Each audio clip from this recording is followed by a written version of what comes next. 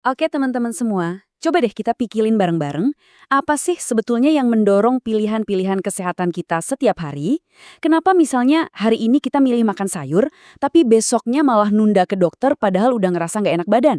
Nah ternyata ada ilmunya loh di balik semua itu yang kita sebut sebagai perilaku kesehatan. Yuk kita kupas tuntas. Saya yakin pertanyaan ini kita semua pernah merasakannya kan? Resolusi tahun baru mau olahraga tiap hari, baru seminggu udah kendor. Tapi giliran mau ninggalin kebiasaan begadang, susahnya minta ampun. Kenapa bisa begitu ya? Kenapa yang baik itu susah, yang buruk kok rasanya nempel terus? Nah, ternyata ada penjelasan psikologisnya, dan ini menarik banget buat kita gali. Baik, kita mulai dari fondasinya dulu ya. Karena sebelum kita bisa mengubah sesuatu, kita harus paham dulu dong, apa itu? Jadi, apa sih sebetulnya yang dimaksud dengan perilaku kesehatan itu? Kita bisa lihat dari kacamata seorang psikolog terkenal, B.F. Skinner. Menurut beliau, perilaku kesehatan itu intinya adalah sebuah reaksi. Artinya, kita bertindak karena ada pemicu dari luar. Contoh gampangnya gini deh, Anda lagi jalan, terus lihat spanduk promo ayam goreng yang gede banget. Tiba-tiba perut bunyi dan langsung pengen beli. Nah, itu dia. Perilaku Anda buat beli makanan itu dipicu oleh lingkungan, oleh si iklan tadi. Nah, tapi ada juga sudut pandang lain yang lebih proaktif. Kalau tadi kan reaksi, nah yang ini lebih ke sebuah aksi sadar. Ini bukan soal kita terpicu sesuatu dari luar, tapi justru soal kita yang dengan niat penuh sengaja memilih minum air putih daripada minuman manis, atau sengaja meluangkan waktu buat olahraga. Tujuannya jelas, untuk menjaga dan meningkatkan kesehatan kita. Jadi kalau kita tarik kesimpulan, gampangnya gini, perilaku kesehatan itu mencakup dua-duanya. Mau itu yang sifatnya reaktif karena terpancing oleh lingkungan, ataupun yang proaktif karena memang niat dari diri sendiri. Pokoknya semua tindakan yang kita ambil untuk menjaga, meningkatkan, atau melindungi kesehatan, ya itulah perilaku kesehatan. Oke, definisinya udah jelas ya. Sekarang kita coba bedah lebih dalam lagi. Ternyata perilaku kesehatan itu nggak cuma satu macam, ada spektrumnya. Mulai dari yang kita lakukan pas lagi sehat-sehatnya, sampai tindakan yang kita ambil pas udah mulai ngerasa, aduh kok nggak enak badan ya? Nah, untuk membantu kita memetakan spektrum ini, ada satu kerangka berpikir yang simple tapi berguna banget. Ini dikembangkan oleh seorang ahli bernama Becker. Walaupun ini dari tahun 70-an, kerangka ini tuh masih relevan banget buat kita pakai hari ini. Jadi, Becker membaginya jadi dua kategori utama. Yang pertama, kita sebut perilaku hidup sehat. Ini semua hal proaktif yang kita lakukan buat tetap sehat.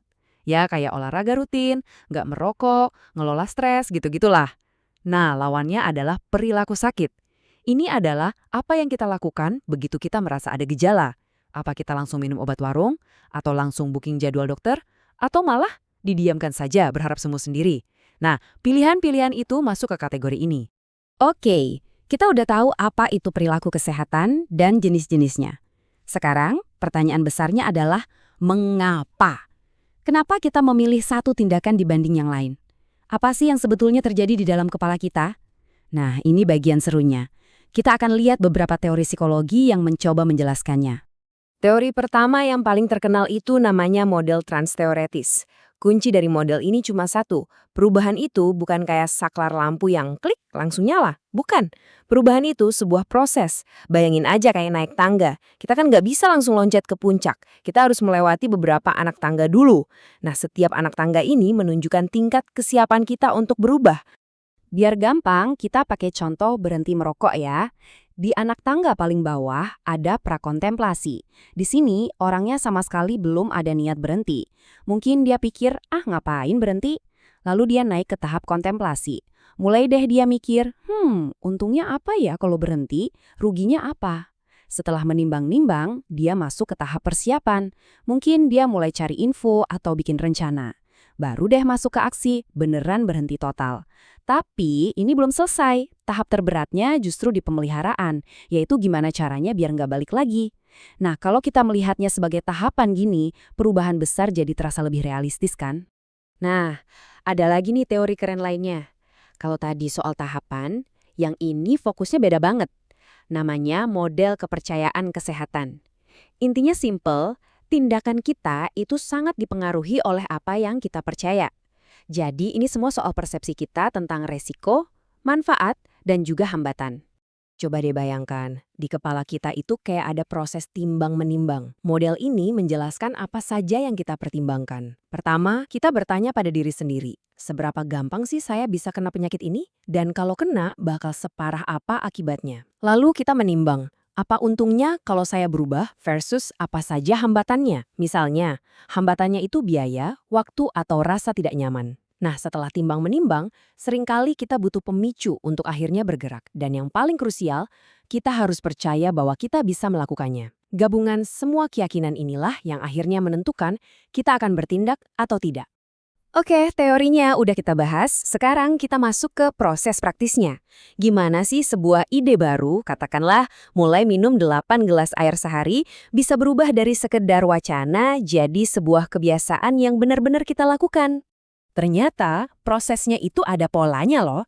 Mirip-mirip dengan teori sebelumnya, proses mengadopsi kebiasaan baru ini juga punya beberapa tahapan yang bisa diprediksi. Yuk kita lihat apa saja 5 langkahnya. Prosesnya dimulai dari kesadaran. Jadi kita pertama kali ngeh kalau ada ide atau hal baru ini. Lalu muncul minat, kita jadi penasaran, mulai deh cari-cari informasi. Habis itu, kita masuk ke tahap evaluasi. Kita berpikir, kira-kira ini cocok nggak ya buat saya? Bisa nggak ya saya lakukan? Kalau jawabannya iya, kita lanjut ke tahap uji coba. Mungkin mencoba dalam skala kecil dulu. Nah, kalau dari uji coba itu kita merasa ada manfaatnya, barulah kita sampai di tahap akhir, adopsi, di mana perilaku itu resmi jadi bagian dari hidup kita.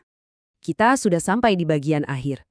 Dan dari semua yang kita bahas tadi, ada satu benang merah yang sangat kuat. Satu kata kunci yang menjadi fondasinya semuanya. Kata itu adalah pengetahuan. Kutipan ini, menurut saya, merangkum semuanya dengan sempurna. Anda bisa saja ikut-ikutan diet yang sedang viral. Tapi kalau Anda tidak paham mengapa harus makan ini dan menghindari itu, kemungkinan besar Anda tidak akan bertahan lama. Begitu trennya ganti, kebiasaan Anda juga bisa ikut ganti. Beda ceritanya kalau perubahan itu dilandasi pemahaman yang kuat, pasti akan jauh lebih langgeng. Jadi alurnya itu sebetulnya sederhana. Dari tahu, baru bisa melakukan. Semuanya berawal dari pengetahuan. Kita paham apa yang harus dilakukan dan mengapa itu penting. Pengetahuan ini kemudian akan membentuk sikap kita. Dan jika sikap kita sudah positif, barulah itu menjadi bahan bakar untuk kita masuk ke tahap praktik, alias benar-benar bertindak. Nah, sebagai penutup, saya mau mengajak Anda untuk berpikir sejenak. Setelah kita membahas semua proses ini, coba pikirkan satu saja. Satu perilaku kesehatan kecil berbasis pengetahuan yang bisa Anda mulai hari ini juga. Tidak perlu yang drastis. Mungkin hanya menambah segelas air putih saat bangun tidur, karena sekarang Anda tahu manfaatnya. Apapun itu, semoga penjelasan ini bisa menjadi bekal Anda untuk memulai. Terima kasih telah menyimak.